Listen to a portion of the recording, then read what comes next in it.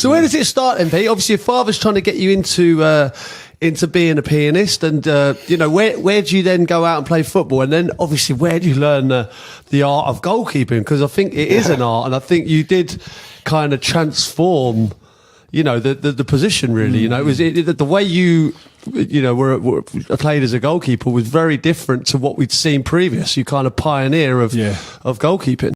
Yeah, I mean, I don't know about that, but I grew up in a place where there were thousands of kids. And we had those, I mean, right outside of my the flat we had were all the football pitches, and we would be back from school and straight out playing football.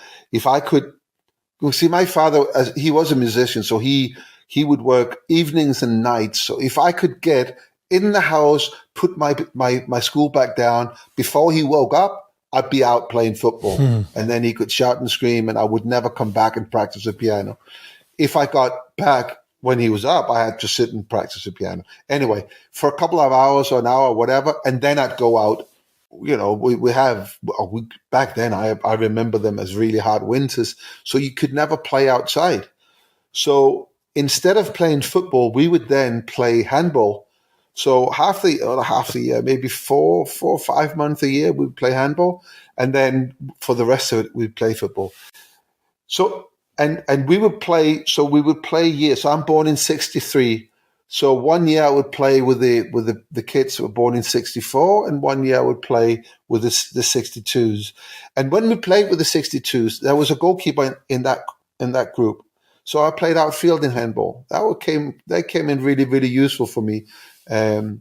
Obviously with football, because I learned the technique of throwing a ball. But when I played with the 64s, I was in goal. That was even more useful, because when you play in goal in handball, it's like ice hockey. You are kind of 50% of the team. If you are not very good, you will concede so many goals and you'll lose the game.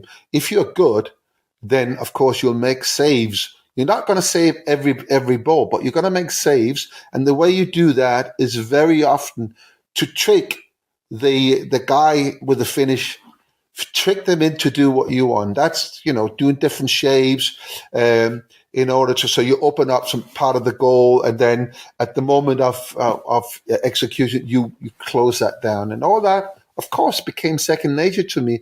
I learned from handball that just stopping the ball from going in the net, is successful. That's success. So obviously, being a kid and bringing that into football, didn't even think so much about it. Just stopping the ball from going to the back of the net. So in that, I developed my style of goalkeeping, and that's basically it. I think even the way you distribute the ball as well, you can see lots of remnants of handball, because I don't know, I think you might be the only one person I've seen hold a football with one hand and ping it out to people, and obviously the starfish kind of save technique, that I've seen that in handball as well. And the thing about handball, another I think quite important thing as well, is that behind the goal there's also a net. So if it doesn't hit the goal, it hits a net, and the ball is then in play. You have to restart as a goalkeeper. So when somebody went up for a shot, the wingers would straight away, go the other way. If they didn't hit, obviously, I would get the ball and I would then start a counter-attack. And now also they've changed the rules, so even when they score, you don't have to wait for the other team to get back to their own half. So the game is very, very quick, and it's all about, using every opportunity of the other team's imbalance to create your chances. And of course, if you play like that, and I have to say I played with the same guys in handball as I played football. So we just developed that. It was, that nobody ever taught us to do that. Nobody ever said to do it. We just did it because it was, it was just what you did back. So it came in quite handy. You start playing with players like Ryan Giggs, Andrew Kanchelskis. You had to find certain areas of the pitch where they could run into certain spaces. It was brilliant.